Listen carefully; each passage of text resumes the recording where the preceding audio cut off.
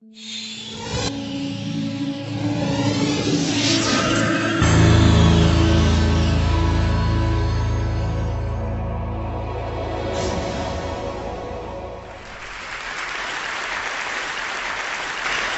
a lot of you know the story of the two salesmen who went down to Africa in the 1900s. They were sent down to find if there was any opportunity for selling shoes. And they wrote telegrams back to Manchester. And one of them wrote, "Situation hopeless, stop, they don't wear shoes." And the other one wrote, "Glorious opportunity, they don't have any shoes yet." Now, there's a similar situation in the classical music world, because there are some people who think that classical music is dying, and there are some of us who think you ain't seen nothing yet. And rather than go into statistics and trends and tell you about all the orchestras that are closing and the record companies that are folding, I thought we should do an experiment tonight. An experiment. Actually, it's not really an experiment because I know the outcome. But it's like an experiment. Now, before we start, I need to do two things. One is I want to remind you of what a 7-year-old child sounds like when he plays the piano. Maybe you have this child at home. He sounds something like this.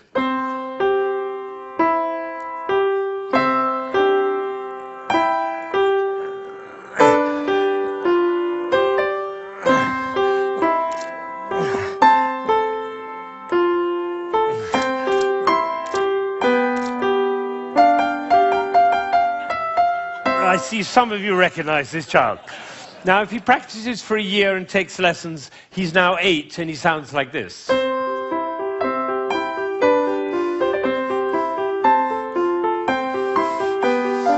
then he practices for another year and takes lessons, now he's 9.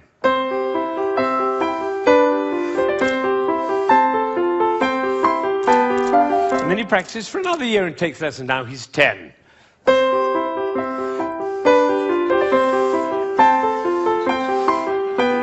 At that point, they usually give up. Now, if he'd waited for one more year, you would have heard this.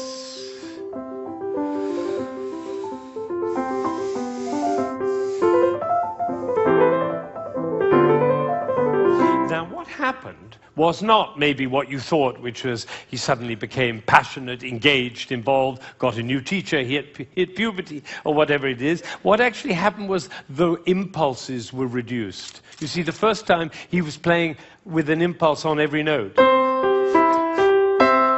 And the second, with an impulse every other note. You can see it by looking at my head. The 9-year-old put an impulse on every 4 notes. And the 10-year-old on every 8 notes. And the 11-year-old, one impulse on the whole phrase. I don't know how I got into this position. I didn't say I'm going to move my shoulder over, move my body. No, the music pushed me over, which is why I call it one buttock playing. Can be the other buttock. You know, a gentleman was once watching a presentation I was doing, and I was working with a young pianist. He was the president of a corporation in Ohio. And I was working with this young pianist, and I said, the trouble with you is you're a 2-buttock player. You should be a 1-buttock player. And I moved his body like that while he was playing. Suddenly the music took off. Took flight. There was a gasp in the audience when they heard the difference. And then I got a letter from this gentleman. He said, I was so moved, I went back and I transformed my entire company into a 1-buttock company. Now, the other thing I want to do is to tell you about you. There are 1,600 people, I believe. My estimation is that probably 45 of you are absolutely passionate about classical music. You adore classical music. Your FM is always on that classical dial, and you have CDs in your car, and you go to the symphony, and your children are playing instruments. You can't imagine your life without classical music. That's the first group. It's quite a small group. Then there's another group, bigger group. These are the people who don't mind classical music. You know, you come home from a long day and you take a glass of wine and you put your feet up, a little Vivaldi in the background doesn't do any harm, right? That's the second group. Now comes the third group. These are the people who never listen to classical music. It's just simply not part of your life. You might hear it like second-hand smoke at the airport, but and maybe a little bit of a march from Aida when you come into the hall, but otherwise you never hear it. That's probably the largest group of all. And then there's a very small group. These are the people who think they're tone deaf. Amazing number of people think they're tone deaf. Actually, I hear a lot, my husband is tone deaf.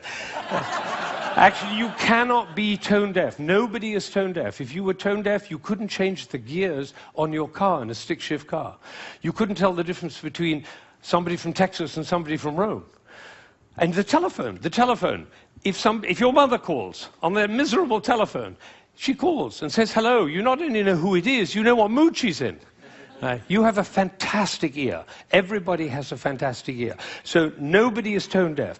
But I tell you what, it doesn't work for me to go on with this thing with such a wide gulf between those who understand, love, and passionate about classical music and those who have no relationship to it at all. The tone-deaf people, they're no longer here. But even between those three categories, it's too wide a gulf. So I'm not going to go on until every single person in this room, downstairs and in Aspen, and everybody else looking, will come to love and understand classical music. So that's what we're going to do. Now, you notice that there is not the slightest doubt in my mind that this is going to work, if you look at my face, right? It's one of the characteristics of a leader that he not doubt for one moment the capacity of the people he's leading to realize whatever he's dreaming.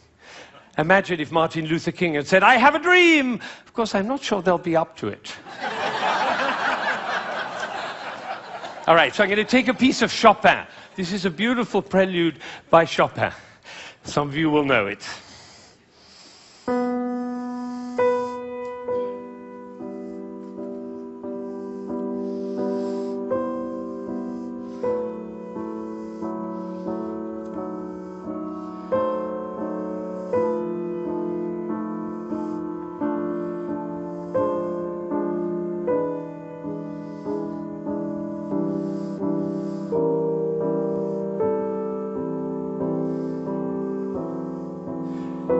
I think probably happened in this room. When I started, you thought, how beautiful that sounds.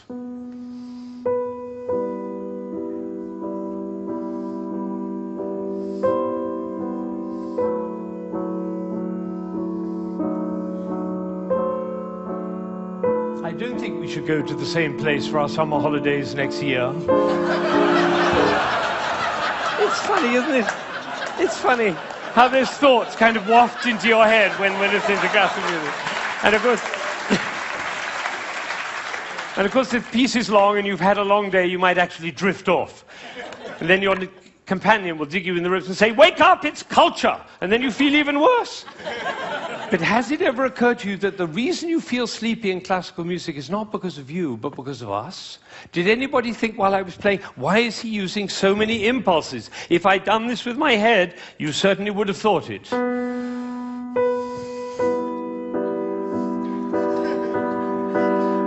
And for the rest of your life, every time you hear classical music, you'll always be able to know if you hear those impulses. So let's see what's really going on here. We have a B. This is a B. The next note is a C. And the job of the C is to make the B sad. And it does, doesn't it? Composers know that. If they want sad music, they just play those two notes. But basically, it's just a B with four sads. Now it goes down to A. And now to G. And then to F. So we have B, A, G, F. And if we have B, A, G, F, what do we expect next? Oh, that might have been a fluke. Let's try it again. Ooh, the TED choir. And you notice nobody is tone deaf. Is that right? Nobody's, every village in Bangladesh and every hamlet in China, everybody knows. Da, da, da, da, da. Everybody knows who's expecting that E. Now, Chopin didn't want to reach the E there, because what will have happened? It'll be over, like Hamlet. Do you remember Hamlet, Act 1, Scene 3? He finds out that his uncle killed his father. You remember he keeps on going up to his uncle and almost killing him. And then he backs away, and then he goes up to him again and almost kills him. And the critics, all of whom sitting in the back row there, they have to have an opinion. So they say, Hamlet is a procrastinator. Or they say, Hamlet has an Oedipus complex. No, otherwise the play would be over, stupid. That's why Shakespeare puts all that stuff in Hamlet, you know, Ophelia going mad and the play within the play and Yorick's skull and the grave diggers. That's in order to delay until Act 5 he can kill him.